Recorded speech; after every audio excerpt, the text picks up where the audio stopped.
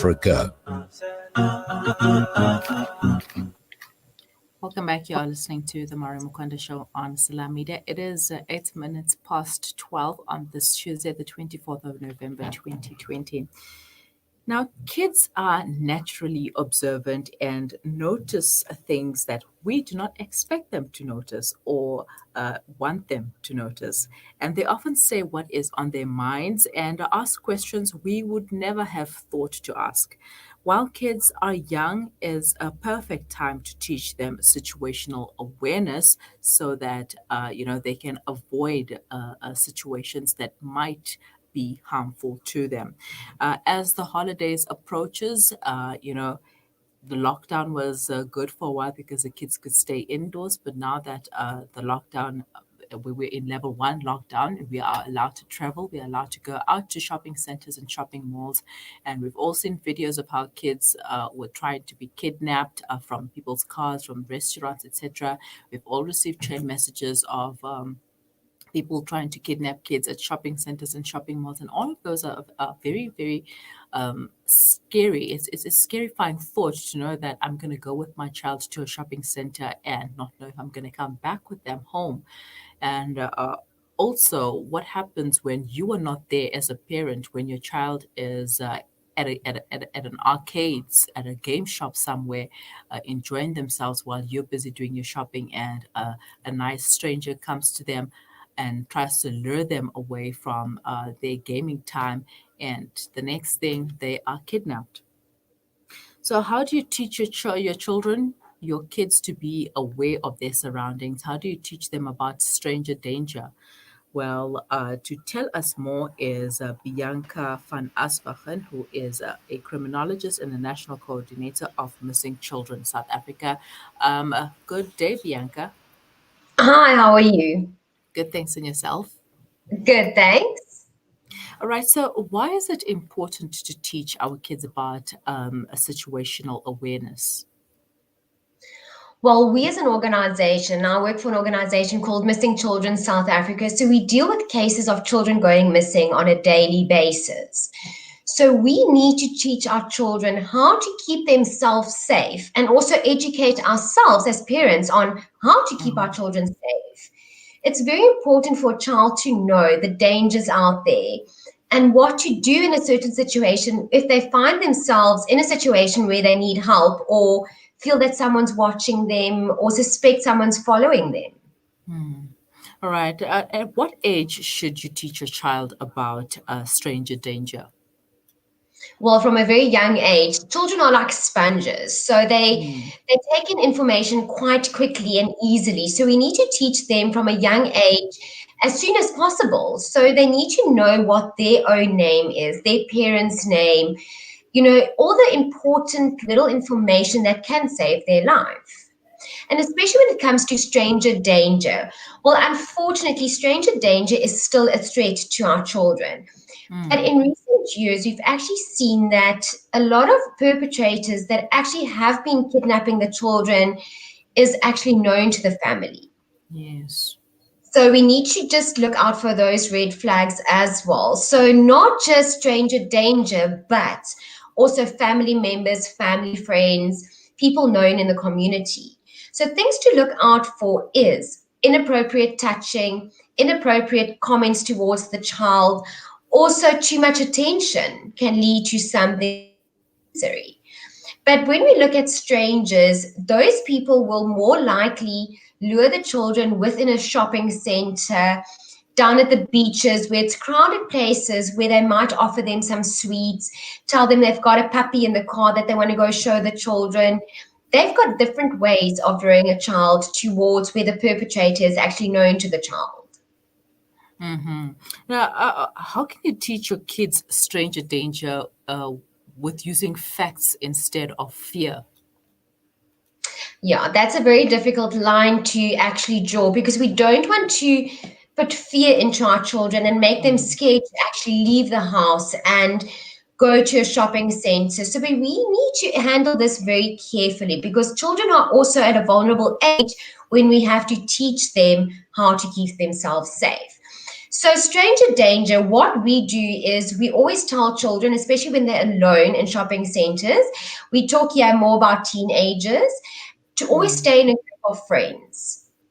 And also with young children, once again, always have parental supervision. When a stranger does come and speak to them, they need to inform an adult they trust immediately. They also Mm. need to be taught who to trust and who not to trust. So that's also where the line is very finely drawn to who you as a parent trust your child with, and not just Mhm. sending them with anyone to a shopping mall, down to the beaches over the festive season that's approaching us. So we need to be very careful of how we approach it and who we approach it with. Mhm.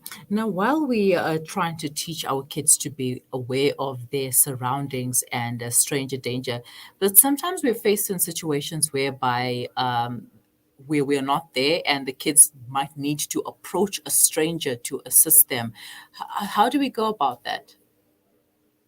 See, that is very difficult because now we're teaching them to not trust a stranger, but in the Mm. same sense that a stranger is possibly the person that will actually be able to help them in a difficult situation.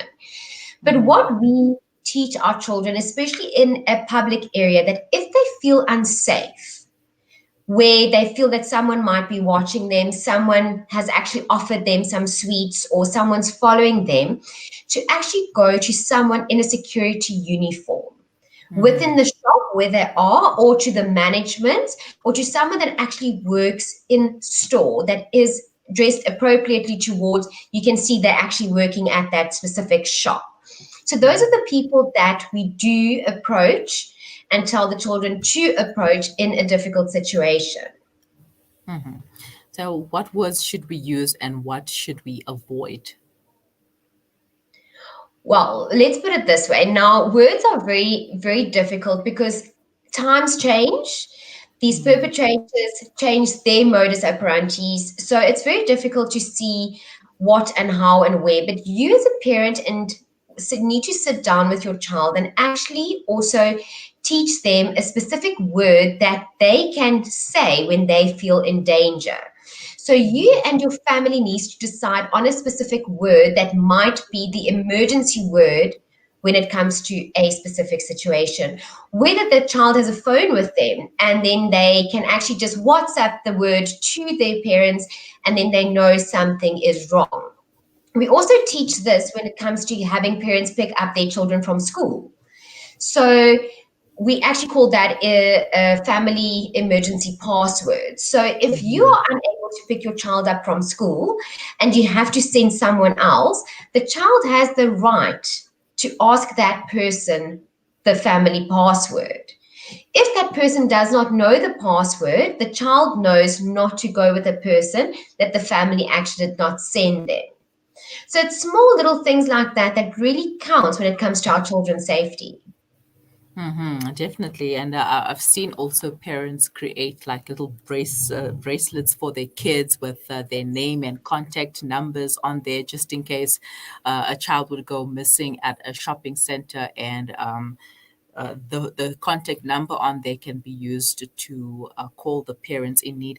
But what else can parents do? Because I feel like you want to do so much for your child, but you also still want them to have freedom to enjoy their surroundings, to enjoy just being a child and to be free. But unfortunately, we are living in a world where that is not so easy to do.